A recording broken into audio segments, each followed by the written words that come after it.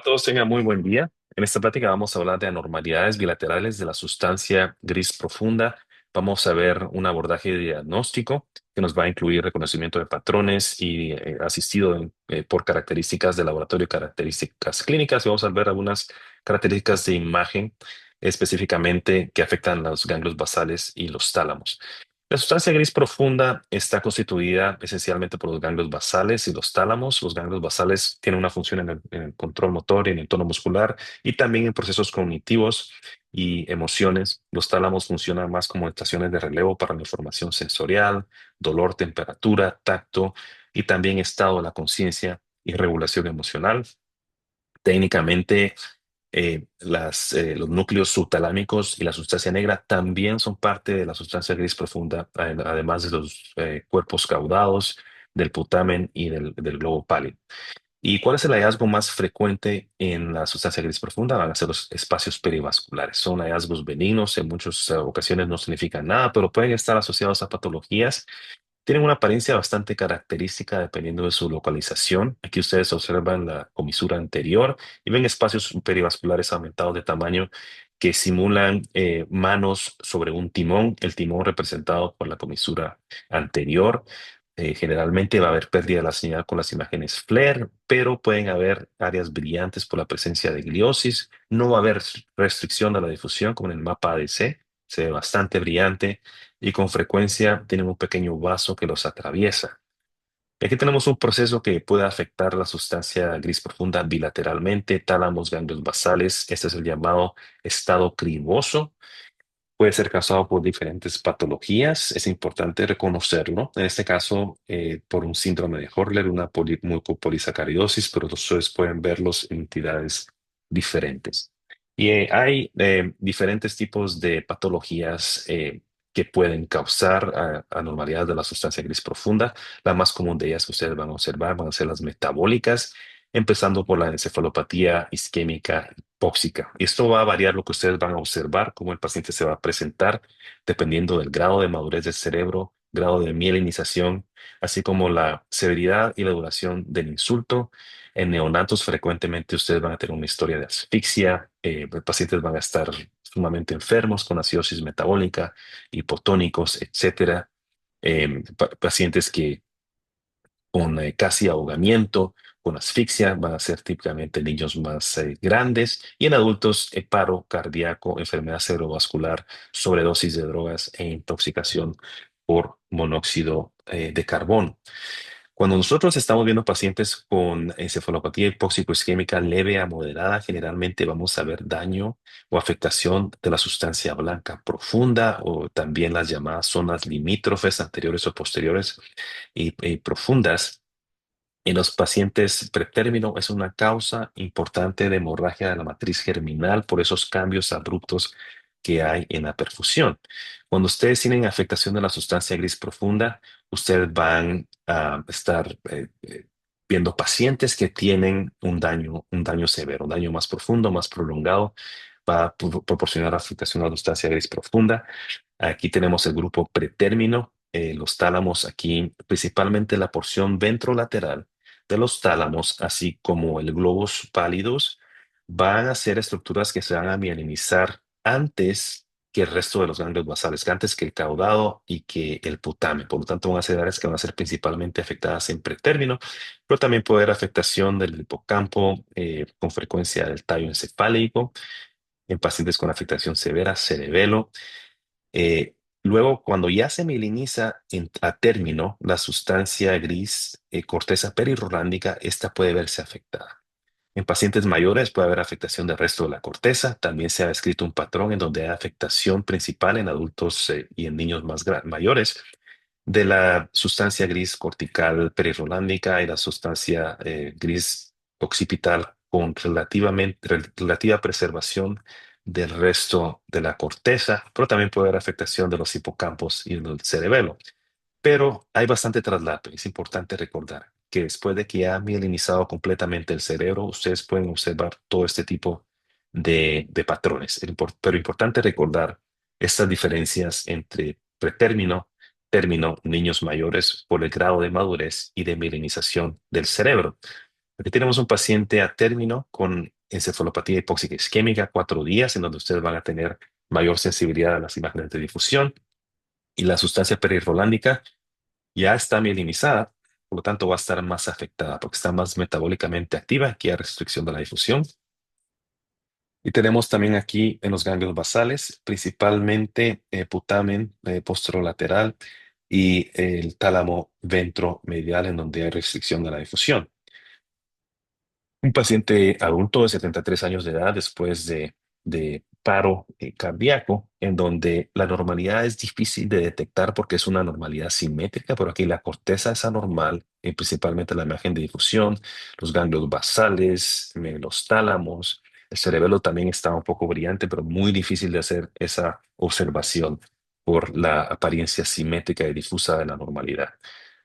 Y aquí tenemos un paciente un poco más joven, un adulto de 34 años de edad después de paro cardíaco y de resucitación, en donde lo que ven en las imágenes FLAIR principalmente es afectación de los ganglios basales bilaterales, los tálamos no se ven muy afectados, y aquí en la perfusión ASL, spin level, ustedes pueden ver que hay un aumento en la perfusión de los ganglios basales. Y esto se da por una pérdida de la autorregulación de la perfusión y esto indica un peor pronóstico clínicamente.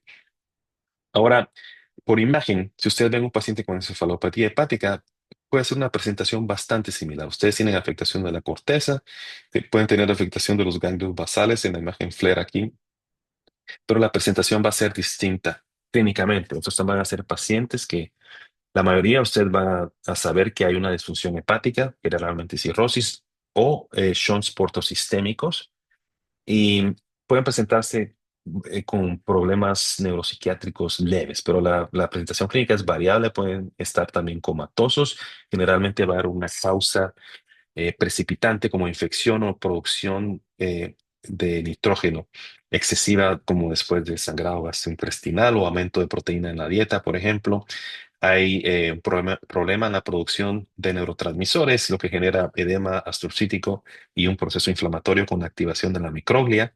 Sabemos que la amonia es la toxina principal, pero esta no siempre está elevada. Esto es importante recordar que la amonia puede ser normal y también las pruebas de función empática no son completamente sensibles. Y se ha escrito, y nosotros lo hemos observado también, que algunos pacientes con cirrosis pueden tener pruebas hepáticas normales y aún así tener encefalopatía hepática. Y lo importante de reconocer esta entidad es que es potencialmente reversible. Y a veces ustedes puede que no tengan conocimiento de una historia de disfunción hepática, que ustedes pueden tener claves en la imagen, como en este caso de degeneración hepatocerebral adquirida o la llamada encefalopatía hepática crónica, en donde ustedes ven una apariencia brillante de los globos pálidos bilateral, ven también que la pituitaria anterior se ve más brillante de lo usual, esto es por deposición de manganeso y esto indica que ha habido un daño hepático crónico, lo que les puede ayudar a hacer esa determinación en pacientes que puedan tener una encefalopatía aguda superimpuesta en daño hepático crónico. Vemos un paciente diferente en donde la tomografía sin contraste, ustedes pueden ver que hay un aumento en la atenuación de los ganglios basales del lado izquierdo. En la imagen T1 sin contraste se ve brillante, como ustedes pueden observar aquí, oscura en la T2. Este es un paciente que se presenta con hemicorea, hemivalismo del lado contralateral a la lesión, del lado derecho. Ese es característico de hiperglicemia no cetósica, llamado ahora estado hiperglicémico hiperosmolar. Es una hiperglicemia que generalmente va a ser más severa con una cetoacidosis diabética. Generalmente también va a haber un efecto precipitante como infección o pacientes que no se han puesto la insulina. Y esta va a ser la presentación bastante clásica, con frecuencia unilateral, pero también puede ser bilateral como en este paciente. Y cuando se empieza a controlar la glicemia, pues hay una vuelta relativamente lenta a la normalidad del paciente, pero los síntomas pueden persistir por un año. Y es importante recordar que los hallazgos de imagen pueden quedarse atrás, pueden ir detrás de, de la mejoría clínica. Y del otro lado del espectro, pues podemos nosotros observar la encefalopatía polisémica. Esta se puede presentar en pacientes que, que están recibiendo insulina o tienen agentes hipoglicémicos, pacientes alcohólicos con enfermedad hepática, algunos pacientes, aunque es muy raro, con insulinomas, puede ser reversible, pero si hay un daño severo o prolongado, puede conllevar a daño permanente. Y como ustedes pueden observar aquí, con frecuencia lo que ustedes ven es daño a la sustancia blanca, que en este caso es bilateral. Aquí tenemos el llamado signo del boomerang, que se ve en el esplenio del cuerpo calloso, pero es bastante inespecífico. Puede ser producido por una gran cantidad de diferentes entidades. Pero cuando ustedes tienen un daño más profundo, ustedes pueden observar daño a la sustancia gris profunda, en este caso ganglios basales bilaterales, un poco más profundo del lado izquierdo. El tálamo del lado izquierdo también está afectado. En este caso pueden observar también que hay afectación de la corteza por encefalopatía hepática severa y prolongada. Bueno, pasemos a un paciente diferente. Aquí tenemos imágenes de T2 en donde ustedes observan anormalidad de la señal en los ganglios basales y en los tálamos bilaterales simétrico. También vean que el tallo encefálico, mesencéfalo, es anormal. Y si ustedes ven que este paciente tiene este anillo de color marrón en la periferia de la córnea, llamado anillo del Kaiser-Fleischer, ustedes van a saber que esta es una enfermedad de Wilson. Esta es una enfermedad autosómica recesiva que se da por una disfunción del transportador de cobre ATP7B, lo que conlleva una acumulación de cobre en diferentes tejidos, principalmente en el hígado. El hígado se satura y luego el cobre se empieza a acumular en otros tejidos, principalmente cerebro y córnea, a manera que esencialmente todos los pacientes que tienen una afectación del sistema nervioso central van a tener ya enfermedad hepática. Y aquí, bueno, la ceruloplasmina y el cobre urinario van a usualmente la ceruloplasmina va a estar baja y la excreción de cobre va a estar elevada, pero estos hallazgos son variables en estudios clínicos de laboratorio y la ceruloplasmina puede ser normal. Así que ustedes no pueden descartar el diagnóstico, pues, aunque tengan una ceruloplasmina normal. Y diferentes núcleos están afectados. Puede haber afectación del putamen, generalmente más que el tallo encefálico, y más que el mesencéfalo, el puente, el tálamo. Puede haber restricción de la difusión temprano en el curso. Y ese es otro hallazgo que es relativamente característico en el mesencéfalo, donde ustedes tienen la llamada eh, forma de cara del panda, o a veces pues tienen la apariencia de un lemur, pero bastante característico de la enfermedad de Wilson. Este es un paciente diferente en donde ustedes ven aquí afectación de los ganglios basales bilaterales y observan aquí que en el puente hay una anormalidad de señal que se ve relativamente triangular. Aquí importante ven ustedes que hay una preservación de la periferia del puente, bastante característico de síndrome de desmielinización osmótica. Como ustedes saben, esto se da por una corrección rápida de hiponatremia. Y cuando ustedes ven al paciente, generalmente el sodio va a estar normal. A veces es difícil que ustedes encuentren esa historia porque puede haber ocurrido en otra institución. Y la presentación clínica es variable. Pueden tener problemas neurocognitivos, problemas de disartria, convulsiones.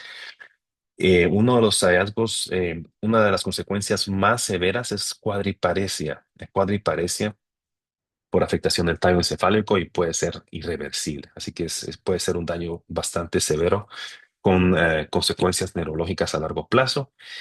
Aquí tenemos otro paciente en donde tenemos una apariencia bastante característica, en donde hay, en la imagen de difusión, hay aumento de la señal en el centro del tallo del puente, pero hay preservación de los tractos córtico-espinales.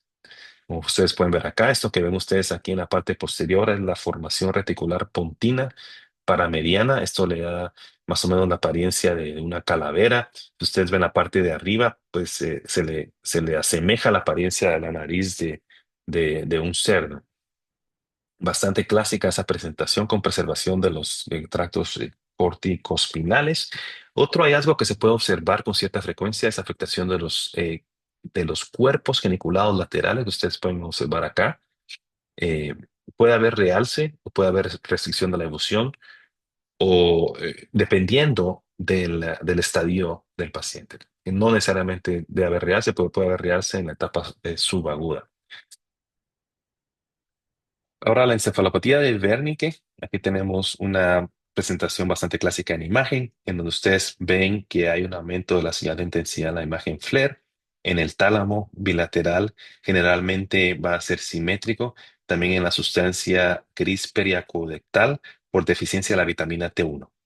La mayoría de estos pacientes va a ser secundario a alcoholismo, pero también cualquier proceso que conlleve a una nutrición pobre, enfermedad sistémica, pérdida de la vitamina B1 en pacientes que están siendo dializados, generalmente afectando las áreas donde hay un mayor recambio de vitamina B1. Y los pacientes se van a presentarse atáxicos con encefalopatía, con disfunción motora.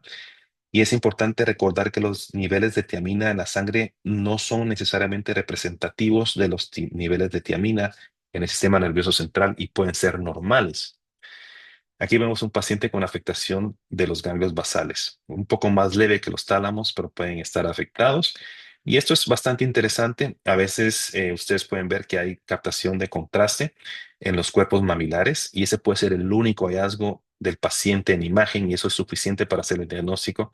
En este caso tenemos los cuerpos mamilares, tenemos también la sustancia gris periacuodental que está realzando después de la administración de contraste. Algo importante de reconocer.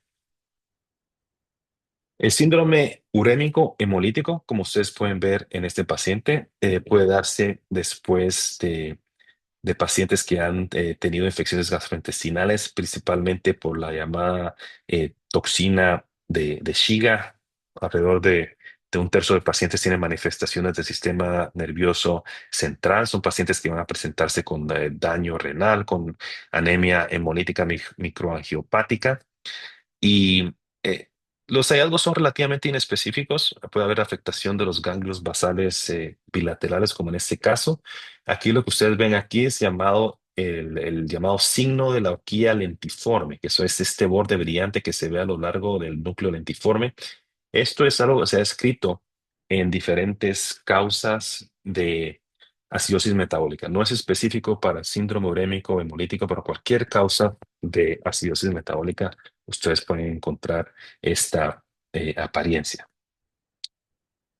Bueno, ¿y qué hay de procesos metabólicos congénitos? El síndrome de Leigh, vamos a hablar, es una encefalomielopatía necrotizante subaguda que se da por alteraciones en el metabolismo mitocondrial de una variedad de mecanismos. Y esto pues conlleva a una neurodegeneración progresiva. Los pacientes se presentan con retraso del desarrollo, con ataxia, con distonia, con convulsiones y un hallazgo importante es la presencia de acidosis metabólica. Y todo esto va a conllevar a la formación de cambios espongiformes en la sustancia gris bilateral, principalmente en ganglios basales, tálamos, puede haber afectación de la sustancia periacuodental y con frecuencia en pacientes con afectación severa del tallo encefálico. Este síndrome de Leigh es un síndrome bastante heterogéneo. Puede ser producido por más de 80 diferentes mutaciones genéticas que conllevan al fenotipo que ustedes pueden observar acá.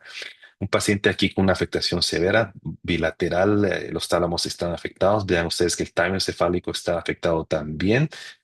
Y en algunos pacientes puede haber afectación también de la sustancia blanca, como ustedes pueden observar acá. Una de las características distintivas es la presencia de un gran pico de lactato, como ustedes pueden observar, pero eh, no siempre lo van a observar y puede que el lactato en el suero, en la sangre, pueda ser normal, a pesar de que hayan hallazgos neuroradiológicos de enfermedad de Leigh y que ustedes tengan un pico de lactato en una espectroscopía.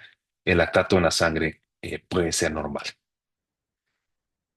Bueno, hablemos un poco de anormalidades tóxicas que afectan la sustancia gris profunda. Aquí tenemos la intoxicación por monóxido de carbono. Ustedes pues ya conocen esto muy bien. La apariencia clásica es la afectación de los globos pálidos bilaterales, generalmente simétricos. El monóxido de carbono no se puede oler, es inodoro y a veces hay obstrucciones de chimeneas y pacientes tienen cefalea y bueno, después colapsan y pueden presentarse con esta apariencia. Pueden también los núcleos caudados, putamen y tálamos en algunos pacientes pueden estar afectados, como ustedes pueden observar acá. Y también el cerebelo y el tallo encefálico puede afectarse después de que hay daño severo. Ahora, uno de los problemas es que algunos de estos pacientes pueden tener una encefalopatía hipóxico-isquémica superimpuesta. Entonces es difícil saber si lo que ustedes están viendo es puramente eh, por intoxicación por un monóxido de carbono o si ustedes tienen un insulto hipóxico-isquémico añadido sobre eso. El otro hallazgo interesante que ve en algunos pacientes es que después de intoxicación de monóxido de carbono o de un proceso hipóxico, 2 a 3 semanas después pueden presentarse con una presentación clínica relativamente, eh, puede ser variable o algo ambigua, con parkinsonismo, pueden tener procesos cognitivos, neuropsiquiátricos o déficit motores. Y esta es una apariencia relativamente característica, lo que ustedes observan acá, que se llama encefalopatía posthipóxica o postanóxica isquémica retardada, en donde ustedes ven restricción de la difusión bilateral en la sustancia blanca, pues puede haber afectación del cuerpo calloso con el respeto de los ganglios basales, relativamente característico. ¿Por qué se presenta de 2 a 3 semanas? No se sabe exactamente. Se piensa que posiblemente tengan que ver con el tiempo que le lleva a la mielina de las neuronas a recambiarse, pero no se sabe con certeza. Pero esa es la historia típica, es que tienen el insulto y luego 2 a 3 semanas se presentan con síndromes neuropsiquiátricos o con otros síntomas pobremente específicos. Ahora vean ustedes este caso, que es un paciente que tiene hemorragias en los putámenes bilaterales, es un hallazgo importante, hay edema circundante y aquí en la imagen axial T1 post contraste con su saturación grasa, ustedes pueden observar que hay realce de los nervios ópticos bilaterales. Esto es una apariencia bastante distintiva de la intoxicación por metanol. El metanol es un producto que se puede encontrar en solventes industriales, en productos de limpieza, anticongelantes. También se utiliza como una manera ilegal de hacer alcohol y a veces puede ser un contaminante de alcohol que se puede encontrar en las calles. Y lo importante del metanol y lo peligroso del metanol es que se necesita una cantidad muy pequeña para generar daño al sistema nervioso central. Una cantidad tan pequeña como 10 mililitros puede causar daño permanente al sistema óptico, una ceguera permanente. Pero esta combinación es importante. Ustedes tienen necrosis putaminal bilateral con o sin hemorragia y también una neuritis óptica severa, bastante característico. Ahora vean ustedes este caso de un paciente con toxicidad por tolueno. Aquí tenemos una afectación de los ganglios basales, de los tálamos, bastante edematosos. Los ventrículos se ven pequeños, algo de edema circundante. Lo ven ustedes bastante inespecífico, pero si prestan atención, tienen también aquí lo que vimos anteriormente, que es el signo de la horquilla lentiforme, que es este borde brillante a lo largo del núcleo lentiforme. Esto, como dijimos, pues puede observarse en pacientes que tienen una acidosis metabólica. Y el tolueno genera una acidosis metabólica. Es un producto altamente lipofílico, un hidrocarbono aromático que se acumula fácilmente en el cerebro. Puede encontrarse en pegamentos, en pinturas acrílicas y a largo plazo, ustedes pueden ver una leucoencefalopatía bilateral que es más por un proceso de desmielinizante y gliosis en pacientes con un abuso crónico. Otra cosa que hace el tolueno es que ustedes pueden ver esta apariencia bastante oscura en los ganglios basales. Aquí pueden ver globos pálidos, en la sustancia negra, en núcleos rojos y en el núcleo dentado, que piensa que es por la acumulación crónica de hierro que se ha descrito en la toxicidad por tolueno. Aquí tenemos también envenenamiento por o toxicidad por etilenglicol. Vemos aquí también el signo de la horquilla lentiforme, que también es por una acidosis metabólica. Este se encuentra en solventes industriales, ya sea por ingestión accidental o una ingestión a propósito en pacientes con intento de suicidio. Y también bastante severa la presentación. Aquí vemos que hay afectación del tallo encefálico también, pero otras estructuras pueden estar afectadas como la amígdala y el hipocampo. Procesos infecciosos inflamatorios. Aquí tenemos un caso de un paciente de 25 años con ulceraciones orales y tenemos anormalidad lasmial en Fleer en los ganglios basales bilaterales y tenemos áreas con realce de contraste bilaterales bastante inespecífico de por sí, lo que tiene que aquí que generar la sospecha de lo que esto representa son la presencia de ulceraciones orales. Es una enfermedad del Behçet, es una localización bastante característica, pero por lo demás no muy específica. Esta es una vasculitis multisistémica de etiología indeterminada y en hasta un 3% de pacientes las manifestaciones del sistema nervioso central pueden ocurrir antes de las manifestaciones sistémicas. Es decir, ustedes puede ser que no hayan úlceras orales o úlceras genitales, que son las que tienden a presentarse en esos pacientes. Pero la mayoría tiene, o hasta un 50% puede llegar a tener afectación del sistema nervioso central y el tratamiento es con esteroides y drogas inmunosupresoras. Procesos infecciosos, encefalitis virales. Sabemos que muchas encefalitis tienen tropismo para la sustancia gris profunda, como en este paciente. Usted puede ver una gran lista acá. Este paciente, pues, era un paciente con encefalitis equina oriental, en donde ustedes pueden ver no solamente afectación de la sustancia gris profunda, sino también afectación de la corteza.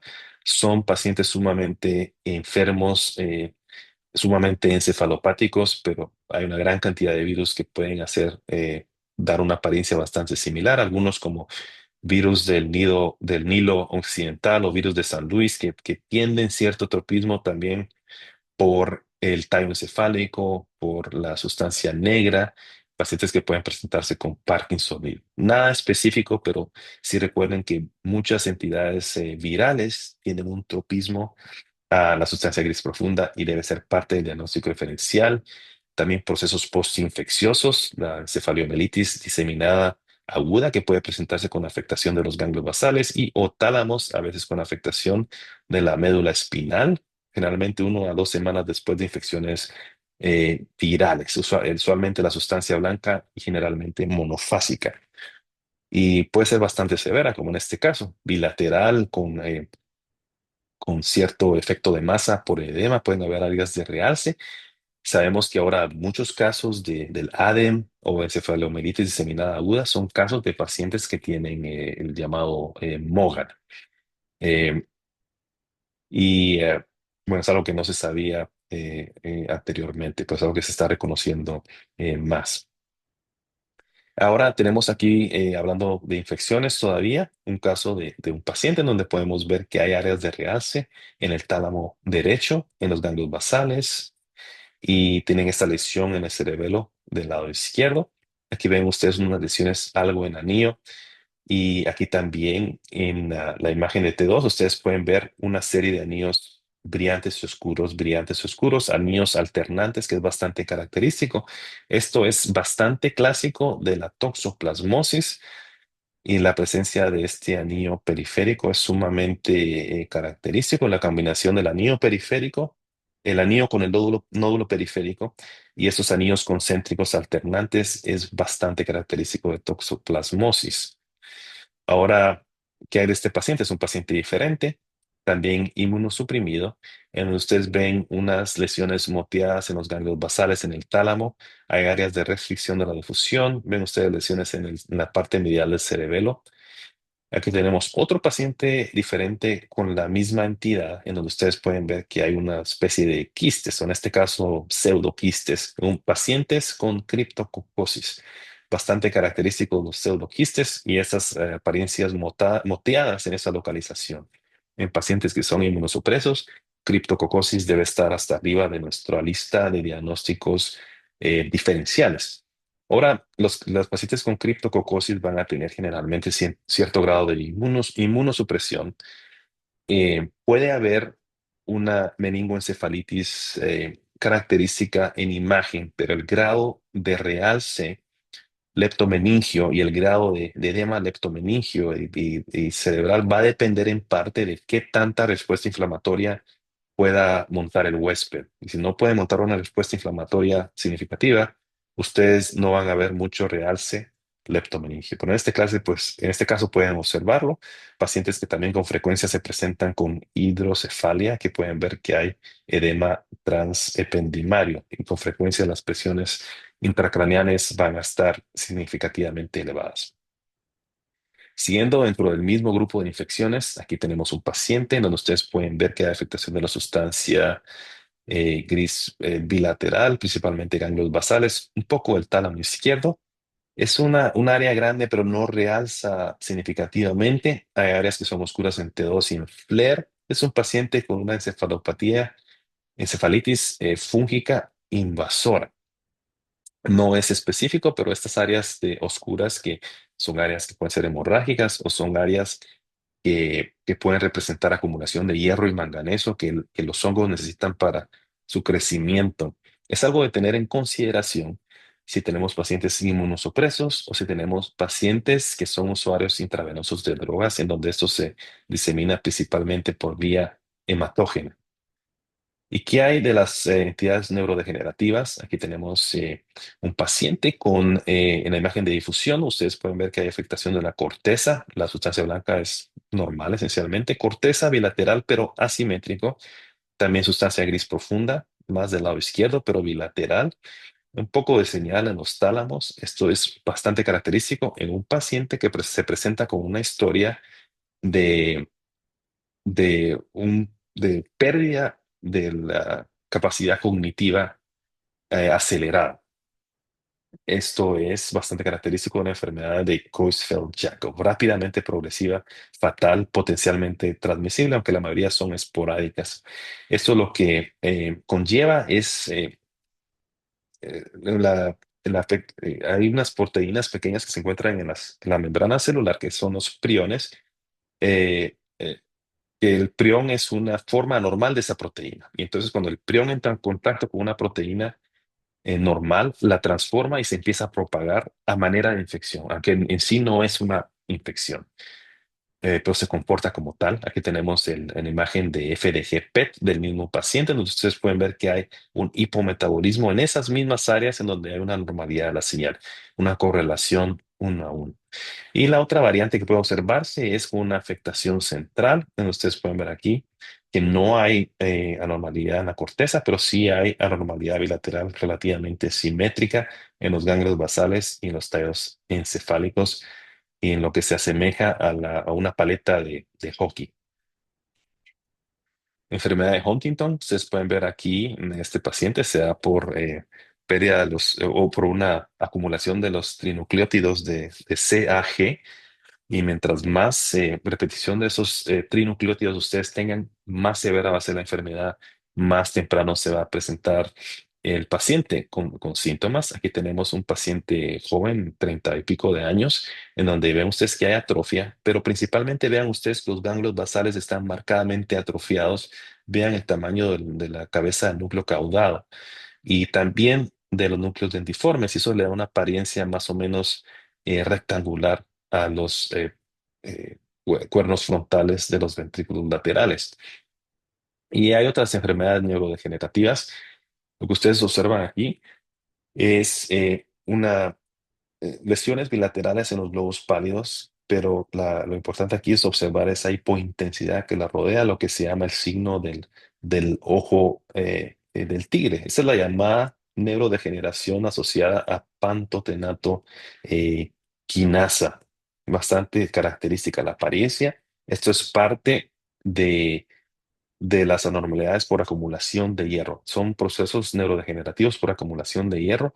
Hay una lista de diferentes entidades que pueden causarlo, pueden presentarse de formas diferentes y pueden afectar de diferente medida los ganglios basales. bilaterales y presentarse con síntomas extrapiramidales, distonía, rigidez muscular y espasmo por acumulación de hierro en sustancia gris profunda. Bueno, hablemos brevemente de anormalidades vasculares. Aquí tenemos un paciente que se presenta a la emergencia profundamente, agudamente encefalopático, enfermo. Ustedes ven que hay un área hipodensa en los tálamos y en los ganglios basales. Esta es una imagen sin contraste, pero ustedes pueden ver que las venas cerebrales internas se ven brillantes por la presencia de trombo. Y aquí hay congestión, lo que ustedes ven una gran cantidad de edema y hay infarto central. Este patrón de drenaje es a manera de la forma de un huevo, lo que es bastante típico de drenaje venoso. Es algo que tenemos que sospechar. Ahora aquí, cuando hay un infarto arterial, pues tenemos un patrón ya bien conocido, que afecta a los tálamos y los lóbulos occipitales mediales. Aquí ustedes pueden observar en la imagen FLAIR que se ve brillante la arteria basilar por el proceso oclusivo. Y aquí tenemos una afectación un poco más delimitada en los tálamos paramedianos, en donde hay restricción de la difusión, hay aumento de la señal. Puede haber, no en todos los pacientes, pero ustedes pueden observar la llamada signo en V, con afectación del mesencéfalo posterior. Eso es característico de una arteria de Percherón. La arteria de Percherón es una arteria única variante que nutre a la parte media de los tálamos. Y si ustedes tienen oclusión de eso, ustedes pueden observar un patrón de infarto en los tálamos paramedianos y a veces con la presencia del llamado signo de la V. Ahora, ¿qué hay de procesos neoplásicos? Cualquier proceso neoplásico del sistema nervioso central puede afectar a la sustancia gris profunda. Uno que cabe mencionar, pues, es el llamado glioma de la línea media difusa, que sabemos, pues, que se presenta en la misma media. Es más eh, probable que vaya a afectar esas estructuras de la línea media. Comúnmente tienen esa alteración que es de la histona 3, K27M. Son tumores que generalmente tienen un pronóstico bastante pobre. Pero aquí ustedes pueden observar que esto pues tiene una apariencia neoplásica, es bastante expansivo, no se ve realmente como edema, se ve más como un proceso infiltrativo y aquí pues nos ayuda un poco la espectroscopía a determinar qué es un proceso neoplásico por la alta elevación de la colina y disminución del N-acetilaspartato, pero de por sí debemos poder determinar con la imagen estructural que ese es un proceso neoplásico. Otro proceso neoplásico, pues el linfoma, la línea media, puede afectar cualquier área del cerebro, pero en este caso eh, lo observamos afectando los tálamos bilaterales. Hay ciertas características que sugieren linfoma, que si ustedes tienen una masa que es sólida, si el paciente es inmunocompetente, una masa sólida relativamente homogénea con restricción de la difusión, es sugestiva del linfoma, o si ustedes tienen una lesión que tiende, es neoplásica, que tiende a distribuirse a lo largo de los ventrículos, también es característico del linfoma. Y vean aquí ustedes el grado de restricción de la difusión, parte de los diferenciales de lesiones que pueden afectar a la sustancia gris profunda. Así que, bueno, ¿qué podemos llevar a casa lo que hemos revisado hoy? Vimos diferentes patologías que pueden afectar la sustancia gris profunda, los tálamos, los ganglios basales. Vemos que el diagnóstico diferencial es bastante amplio. Es importante que nosotros utilicemos la información clínica, los hallazgos de laboratorio, pero también recuerden ustedes, como observamos en algunas de estas diapositivas, que los hallazgos de laboratorio pueden ser normales en algunos casos, como hemos observado en el caso de vitamina B1, ceruloplasmina, en la enfermedad de Wilson, las pruebas de función hepática y el ácido láctico. Vimos casos de encefalopatía hipóxica isquémica, que lo que ustedes van a observar depende de la madurez del cerebro, del grado de mielinización, de la severidad del insulto. Hablamos que la afectación de ganglios basales y de los tálamos conlleva un daño severo. Y también vimos que la reversibilidad de algunas de estas entidades depende de la duración y la severidad del insulto, pero algunas entidades pueden ser irreversibles, como habíamos hablado del proceso de desmelinización osmótica que puede conducir a cuadriparesia. Así que con esto yo termino y quiero agradecer sinceramente su atención. Buen día.